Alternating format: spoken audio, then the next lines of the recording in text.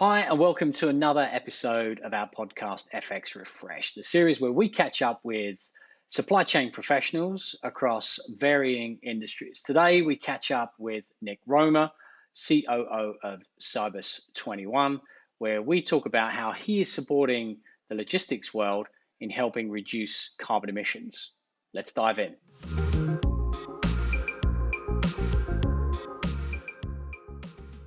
Let's just dive straight in if you're okay with that. Perfect. Fire away. Excellent. So, Cybus, am I saying that right? Cybus, or is it Cybus? Cybus 21?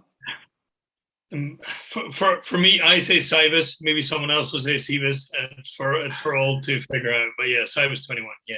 Tomato, as they might say. So, tell me a little bit about how did you get involved with these guys? How have you become the COO of this particular company, given your background, which looks like it's in art and design, quite frankly?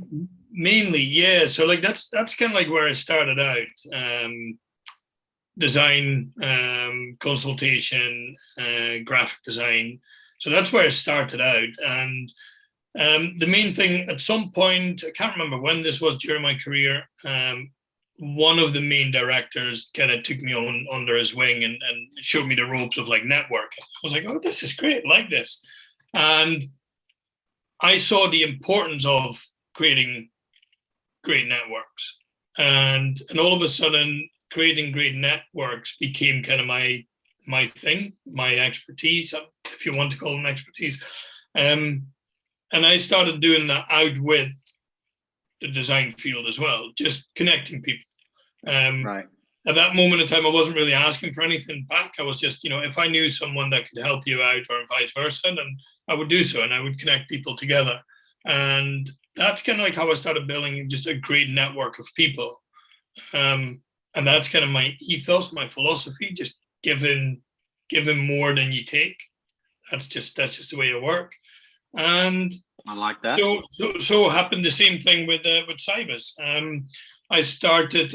Somebody that I knew said, "You need to speak to this guy. He's a very, very amazing individual. Very clever. He's got this product, and I think perhaps with your connections in America and the UAE, you might be able to help him." I was like, you know what, that's fair enough. And we got on a call, and then we met in person, and all great. And I was like, I'm not going to promise you anything. It's just, I might have people that could help you out on different fronts, whether it was marketing, whether it was funding and everything else, and even clients. So I did that. And then from helping out an hour here or there became a day here or there, became, 40 hours a week, which became like 60, 80 hours a week. And all of a sudden, I found myself being the COO and CMO of Cybus 21. Fantastic. Nice journey. And very serendipitous in that regard as well. So not necessarily something that you were chasing, but therefore something that you fell into. And I think in some ways, that's often a nice thing as well, because if you're not actually looking for it and you don't know that it exists, but then you find this little gem of a position and a gem of a company that hopefully makes you want to get out of bed in the morning and punch out those 40 hours. Well, that's definitely the main thing, where initially, of course, I was adopting someone else's vision. And the longer time went on, that vision, that ethos became mine. And, right. Now I live that vision. And it's literally, it is, as you say, in the morning, I'm just excited to get up. I can't wait to keep on working on it and not go to bed. And, that's the way I work best. Well, of course, as I know, you have your second child is on the way, so it could be that you're looking for any kind of excuse to stay in the office and keep away from dirty nappies and early mornings and late nights. So let's focus on Cybus 21 for a little bit. So what is it you guys are up to? What are you trying to solve for at this point in time? Well, the main thing is that what we're trying to do is I don't want to say let's solve the whole sustainable thing that's going on right now. But the biggest thing that we're trying to focus on is, yes, there is electrical vehicles that are coming, they're up and coming. There is hydrogen that people are looking at. But the main thing that we couldn't really follow, and we were like, is this 2030, 2040, 2050 mark. We're like, there must be something we can do today. Why do we need to look at like 20 years, 10 years, 5, whatever it might be? And with the amazing brain of our former founder, it was there, and it was there on a plate. And we're like, why has nobody ever looked at this and actually cleaning up the diesel ignition engine itself, rather than trying to come up with new alternatives? And like, let's do something we can do today. And I think that's the biggest thing, where let's make industries, and especially logistics and freight and transport, let's make that cleaner today, not tomorrow, not next week, not in 10 years or 20 years time, today. Beautiful. I want to come on to a little bit of competition a bit later on. But I know, and I've learned that you've gone through the testing phase, or you've at least had many road hours of testing. Are you in full production yet? Have you started reaching out to prospects? Have you signed up any clients, as it were? Yeah, so we're the position that we are right now, and this is where we sit right now. The UK had initial products installed, trialed, tested, fully warranted, and everything else painted great. The main thing now is we've got Gen 2 coming out, which that process started all over again. And the biggest thing for us is, I didn't want to mention the C word, but and it's not Cybus, it's COVID. That has restricted us in going out to the US, which at the moment is our biggest market, and where we have the most, I would say, potential clients.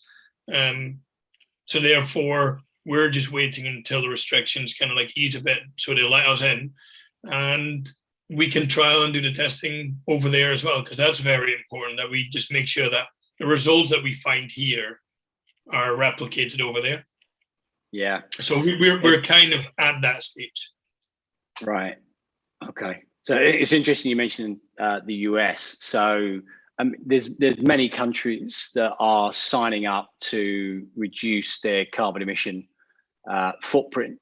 The US, from probably one of the last stats that I looked at, is falling well short and is considered to be at the bottom of a league table, if you will, at least at the last set of numbers that I looked at. And I think, and I'm going to try not to be too political right now, but with the previous administration, who really didn't buy into climate change, it's kind of no surprise. But hopefully under the current government, there's going to be more initiative to focus on electric vehicles and lower emission output vehicles as well. So the US for you folks is going to be a huge market. So with that in mind, and I mentioned earlier on about competitors, are there any competitors that are doing what you're doing with the fuel? I think it's a fuel injection type technology, right? And of course, the other competitors would also be electric vehicle manufacturers as well. It doesn't have to be just limited to another company kind of replicating a similar thing to what you're doing, notwithstanding the fact that you do have a patent on what you do as well. So how's the competition? Well, that was a long question, but it's a long question. But yeah, just to touch upon competition. Competition is great. Without competition, like, I think you get lazy.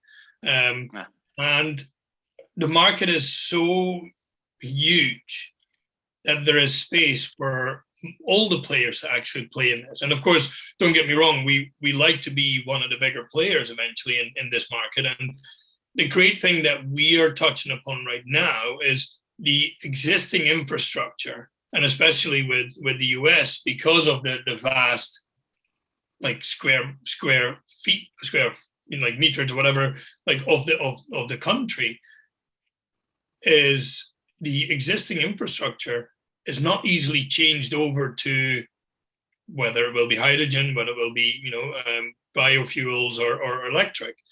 This is a bit easier, I think, in Europe, where the mass and the density is just so much smaller. They don't need to travel the same amount of miles to get from A to B. And, that's one of the things I think is in our favor. Whereas when there's an existing infrastructure that we can tap into, and how many millions of existing diesel ignition trucks on the road, they're not going to disappear overnight. And especially if you consider that over 90% of the truckers are small to medium sized like businesses, and when we're talking about finances, I'm talking about the purchase of an EV versus an existing, even if it's a second-hand truck, because that needs to be considered. And so the competition is good. I think competition is good. That keeps us on our toes. And luckily with our patents, what we're doing, we're not a dual fuel system that a lot of others competitors are doing, indirect competitors. We are, and I will say that with confidence in a sense, like because of the patents, but there's nobody that's doing what we're doing. Not exactly. And therefore I think we've got something very unique. And when you put it down on the table, who doesn't want to become greener? Yes, as long as we don't need to pay for it, right? That's normally the response that you get. Maybe not formally, but we both. We can actually tell someone, we will make sure that you're greener, not lose out on any contracts or everything else. But rather than paying for it, what if we are actually paying you for it? And I think that's where a lot of minds are blown, because the amount of savings that we can create for them, actually, they never put their hand in their pocket. Yeah. So how are you essentially getting paid then? You're not a charity. So no, we're not a charity. So what we do is that there is a lease cost to our product, but you pay that not at the start, the start of the month. So it's on a monthly rolling contract, whether that is a 3-year, a 5-year, a 6-year, or a rolling contract. At the end of each month, you pay your contract fees, your lease fees. But that's so minuscule compared to the savings for that month that on average, a trucker will do, say, around 100,000 miles a year. That means that every month, the amount of savings you do is way over the cost of the lease. So therefore, the only thing you're doing from the moment your wheels start rolling is you start saving. Right. So the technology itself is, it's not just providing cleaner emissions or lower emissions, should I say? It's fuel efficient in that regard. Yeah, there's a couple of big tick boxes actually for our product. In a sense, one, it's an aftermarket product in the moment, so we're not touching anything of the engine. Everything is on the outside of that, so that's a bonus. Right. It's installed within an hour, so that's something, and it can be taken off to the next truck. So that's another bonus. It's not when it's installed you're fixed to it. One of the biggest things, of course, is the reduction in emissions, whether that's CO2 emissions or even NOx, so the particular emissions. And that's so CO2 is up to 30% right now that we've seen, and NOx emissions is anywhere from around 70 to over 80% reduction. Then that comes hand in hand with fuel savings, up to around 30%. On average, we've seen now currently around 20-25%, but we're trying to push that a bit higher. And then last but not least is maintenance. Because of what we're doing, the engine actually burns cooler, which means from a maintenance perspective, there's less strain on your engine.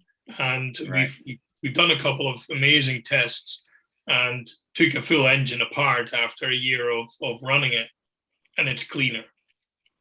So you don't get the buildup of debris and everything else. And so that's a huge bonus, because we know that maintenance is a big factor in the industry.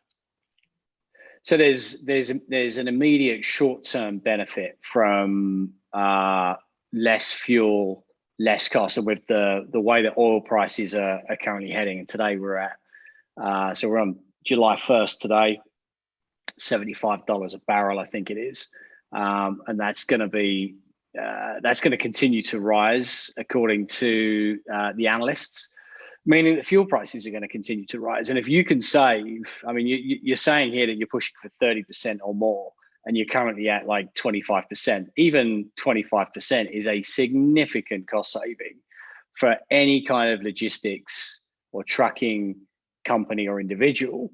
Yes.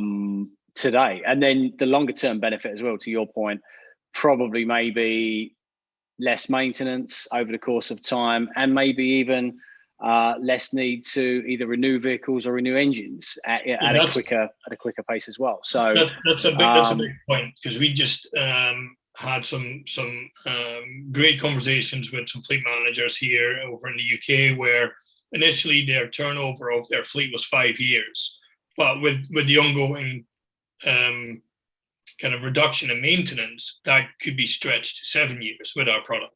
So all of a sudden you see, exactly as you were saying, Mark, the not having the need for replacing your full fleet, within 5 years, that gets extended to 7. So, that's again a below the line cost. So what's interesting to me is, and this, I might be going slightly off topic here, I've had a number of conversations with some manufacturers here in the States who have elected to import raw materials, which are available here in the US, but it's cheaper for them to actually import raw materials from another country, Europe specifically, than it is to truck them a couple of thousand miles across the US. And I'm pretty confident that, I mean, there's a number of reasons behind that price differential, but the cost of fuel has to be one of those factors. And if we can lower the cost to the trucking firms, to the logistics firms, meaning that it becomes more cost effective for companies to buy American rather than buy foreign, which is kind of pretty much where the last administration really wanted to go as well. And not only that, it should then allow for whatever goods and services are being produced by the manufacturers to produce them a lot more quickly, because they can get the components and the raw materials a lot more quickly, and therefore can get the product on shelf more quickly, and the turnover becomes a lot more robust and fast as well. So look, I mean, what you guys are up to, it feels like, look, I don't do much driving, but I almost feel like I just want to buy what you currently have and lease what you currently have. Like, it's so exciting. You've mentioned though logistics and trucking firms. Is your technology limited to just trucking, or are you able to maybe put this on steamships, aircraft at some stage? Is there a bigger plan? I mean, this is so trucking is big enough. Yeah, true, exactly. Well, first to touch upon your point about the manufacturing in house, kind of like in the geographical area of where you're selling your products and services. This has been very important to us, where we can say we're trying to reduce carbon footprints and then ship everything from wherever it is that we need to. So what our ethos is wherever our market is we're going to make sure that we're working closely together with manufacturers on home soil that can produce these units. That so one, we're producing jobs. Two, the carbon footprint is low because it gets manufactured like on the home soil, and it doesn't need to travel everywhere. We see what's happening right now with the semiconductors. Everybody's waiting for the chips and everything else going everywhere. So everything is on hold. So from that perspective, yeah, that's very important. Then to touch upon your second question, Marcus, we saw the initial need within trucking, and that's where we focused on initially. That's definitely not the end game, because we've already done some early trials on generators. where we definitely seen a similar kind of benefits as to trucks. But the shipping industry, again, we've had some very early conversations. Basically, our product and our technology can be fitted to any diesel combustion engine, whether that's on a big cruise liner, a train, a generator, or a truck. There is, of course, certain elements in there that we need to kind of follow, but yeah, definitely. This is not what we're going to focus on completely, just on trucks. We're going to diversify in the future, and the marine industry definitely needs a little help as well. But I think they're getting pushed at the moment just to be becoming greener and greener. So, 100%. And from a marketing perspective, then, so you've mentioned that the US is obviously a big market for you folks, but essentially the world is your oyster, really. I mean, there are, like I said earlier on, there are many countries that have signed up to an accord to try and reduce the greenhouse emissions. So, where next, or are you trying to not spread yourself too thin? Focus is on the States.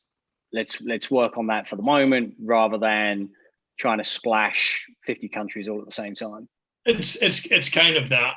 What we didn't want to do exactly is spread ourselves too thin. And I think when we get one geographical area right, because every geographical area is slightly different. Sometimes, like, there's even things with fuel, infrastructure, everything else. So we need to focus on what we know, and we do that quite well at the moment, I think. And that's why I think it's important to understand that we are, it's baby steps, and rather than trying to like spread ourselves completely over the full planet at once. That doesn't mean that we can't excel, because we work with strategic partners. Understanding the country or region that you're working in is very important. That comes from a political background, a sustainable background, whatever that might be. So it's very important for us to work alongside strategic partners that understand the region. So that's definitely So we're going to move into other regions. But at the moment, we're just focusing to getting the UK and US right, to then move into the other regions. Right. Okay. So how are you finding these strategic partners? Who are you working with? And if you're not allowed to name names, that's fine. But like, what kind of types of group are you working with? Because I'd love to be able to turn on the TV and see adverts from you guys. I'd love to be able to open up the national press and see adverts from you guys. Like, so how are you getting that? How are you getting the brand out there? How are you getting the name out there? So So if it's done right, then that's been down to me. If it's not done right, it's down to me as well. So that's the challenge there. The main thing, and this is what we started this whole conversation with, which is building a great network and understanding that you don't know everything, which means building this great network with great individuals and companies, and that can help you, push the boundaries and excel. So the same thing here with the US. There's a lot of individuals and companies that we are looking forward to working alongside with, to get the name out further and further. And I think that's important. If I would have done it completely by myself, that wouldn't have happened. There's some great platforms out there that we've had some cover on there. I will mention like the guys, like some great podcasts, like we've had Freight Waves, a feature there. Then some great podcasts like what we're doing right now, but like the Freight Coach, Chris Jolly, which has been amazing. Trey Gregg from Lean Solutions Group, who do a lot of nearshoring and outsourcing, which has been amazing. TJ Knudsen from Circle Logistics. These are kind of guys, and even to a big shout out to one of my close friends, Jose Ramos. Like he was one of these individuals that has been like a small trucking company, right? So Derek Carrier, like he's working his backside off, and he's been promoting us and kind of like, standing behind us from day one. And I think that's the importance, where if you're doing something right and someone is standing behind you, as small as they are, like, that's vital, because they will do your branding for you. So I think that's been very important to us. Yeah, so it looks like you're plugged in. There's certainly a few names there. I hope so. Yeah. That I know. Chris Jolly. I know of TJ. Jose, I think I know of him as well. Freightwaves obviously is a big one there. So that's great. You're getting the message out, which is key. And then, to your point, having these tendrils, these partnerships that are then just going to continually reach out further into the market. And the more we talk about this, the more obviously you become known. What about from a government perspective? I mean, you'd imagine that the local authorities, local governments, federal governments here in the US, or the federal government here in the US, would be all over this kind of thing. Is there any funding that's coming from, I know you're based in the UK, any funding coming from the UK government at this point in time? Yeah, so we're working on that. Like, the main thing there with like funding, sustainable funding, is because we're working towards COP26, which is held in Glasgow this year. And of course, like, that's where everybody comes together talking about sustainability. So we work quite closely already here with local councils. And of course, like, every council is slightly different run, but like, yeah, that's one thing that we're doing. We're going to try to do a similar thing over in the US, probably on a slightly larger scale, but the same thing. If we get the local councils, signed up to this, working together with them on doing their part, definitely. And then, of course, that comes with a funding part. Like, we do need to jump through some hoops to get some of the funding, but we're definitely on the forefront of that. And we should get some great funding coming through, at least from the UK side. And of course, we're going to try to do the same thing over in the US, or wherever we are at that moment in time, exploring the situation. Right. From a manufacturing perspective, where are you manufacturing at the moment? So at the moment, it's locally. And we work with a couple of universities that help us out as well, which is great. Cranfield University has been a huge help of that. And we're going to exactly the same thing over in the US again. And then there's just strategic partners that we're looking at the moment who will be the best fit. It doesn't mean that the biggest is always the best, but at least a partner that can help grow. And at the time that we need to excel in orders, that they can excel with us. So I think that's an exciting journey to be on. Absolutely. And will they be part of the installation process as well? Because I'm sure this is not something that your average individual can just clip on, right? This is something that a specialist going to have to perform that function. Well, yeah. So the main thing here is we've got our technical team and our head of development, our head of engineering, that kind of set this all up, and we've got the setup here quite well. The same thing is what we're going to try to do over in the US. We've already had some discussions with some great, potential partners there. That this is what I talked about earlier about creating jobs where we are, because this is, engineers that need to install this, and certified engineers. So we will provide the training and the training course. And when you are a certified engineer, then you're able to get the installations done.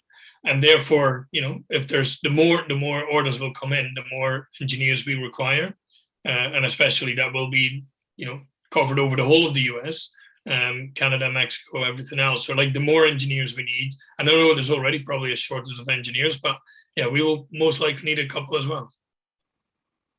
Awesome. So where can people find you? Where are you reachable at? Of course, LinkedIn, straight away. So either look for Cybus 21 or look for me, Nick Roemer. You can find any of the other directors on LinkedIn as well. Find us on www.cybus21.com. There's some more information to be found there. Facebook and Twitter to follow. So anywhere, reach out to me, email me, phone me. I work 24/7, so I don't sleep. Well, let's see how that works when number 2 comes along. In fact, there's no sleep at all. Exactly. Absolutely, and of course, anybody that's watching this can reach out to me as well, and I can always connect you folks. But look, mate, I'm super impressed with not only what you guys are doing, but the way that you're actually going about it as well. I think you've got the right formula. I think you've got a great product. The fact that it's going to be a significant financial reduction for many companies is, it's key and it's critical, and especially what we've seen in the last 12 months with businesses very quickly going out of business, businesses going out of business, or at least businesses hemorrhaging a little bit as well. Any kind of cost saving these days, I think, is going to be is paramount. But I think also playing to people's willingness to want to be green. And I think there are many companies out there that do want to be green, and there are many people that demand the companies that they work with are moving towards a more greener, sustainable way of life as well. So kudos to you folks. Thanks again, Nick. Appreciate you taking the time to join us today. No, good luck with everything else. Good luck with number 2, and we'll catch up shortly. I'm sure. Will do. Appreciate it.